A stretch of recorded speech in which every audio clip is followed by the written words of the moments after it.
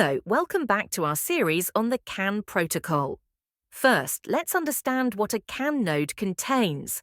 CAN node contains host and CAN peripheral, which already be integrated within the host, and then the CAN transceiver is always external to the host.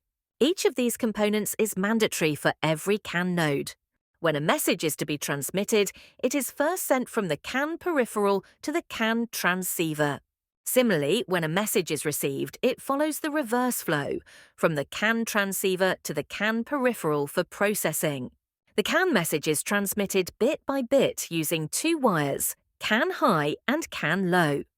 This communication follows the differential voltage method, where the voltage difference between CAN high and CAN low is used to represent data. The electrical characteristics of the CAN bus for differential voltage are as follows. Now let's see CAN bus voltage levels. For logic 0, which is dominant bit, the voltage difference should be greater than 0.9 volts. For logic 1, which is recessive bit, the voltage difference must be less than 0.5 volts. Let's see how messages are sent on the CAN network. The CAN protocol transmits messages according to the CAN frame format. For a detailed explanation of the CAN frame format, make sure to watch our CAN protocol basics video, link in the description below. In a CAN network, all the nodes are connected to a single CAN bus.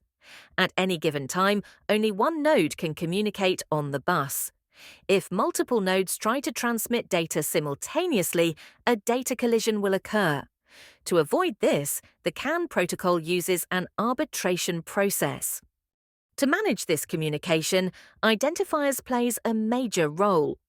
Let's consider some examples of CAN IDs to understand the arbitration process.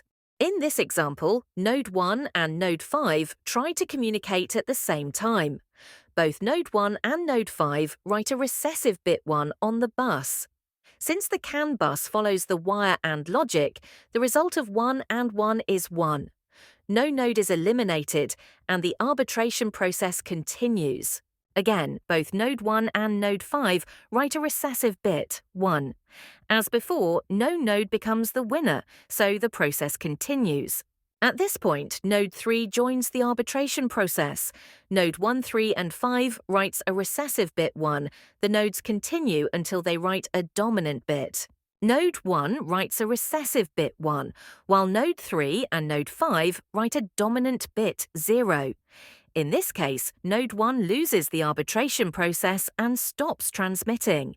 Now, only Node 3 and Node 5 remain in the arbitration process.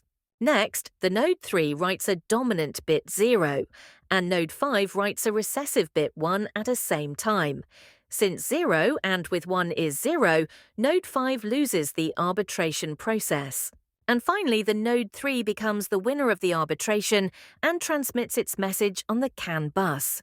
The nodes that lose the arbitration process, such as Node 1 and Node 5, will wait until the CAN bus becomes idle before attempting to transmit again. By this, we can understand that the lower identifier has the highest priority.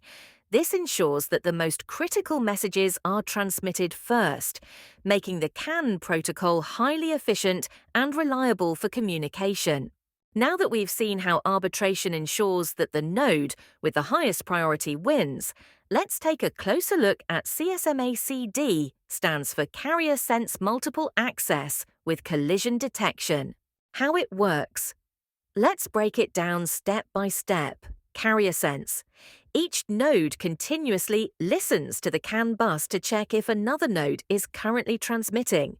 This process ensures that a node will only attempt to send data when the bus is idle. This method ensures that CAN nodes wishing to send do not access the CAN bus until it is available. Collision detection. In CAN, it works through bitwise arbitration, where each node monitors the bus while transmitting. If a node detects a dominant bit 0 while sending a recessive bit 1, it immediately stops transmission, allowing the highest priority message to continue without interruption. Now that we've understood how CSMA-CD helps manage communication and ensures data integrity and reliable communication across the network, let's explore the error detection mechanisms used in CAN. The CAN protocol has 5 built-in mechanisms to detect errors during data transmission. Bit monitoring error occurs when the transmitted and received bits don't match. Bit stuffing error, detected when more than 5 consecutive identical bits are transmitted without inserting the opposite bit. Form error or frame check error, happens when the frame format is incorrect. Acknowledgement check error, occurs when no acknowledgement is received after transmission. Cyclic redundancy check, CRC error, detected when the CRC value doesn't match, indicating data corruption. CAN protocol supports the auto-retransmission of frames that have lost or have been destroyed by errors during transmission. This is about the CAN protocol. Thank you for watching.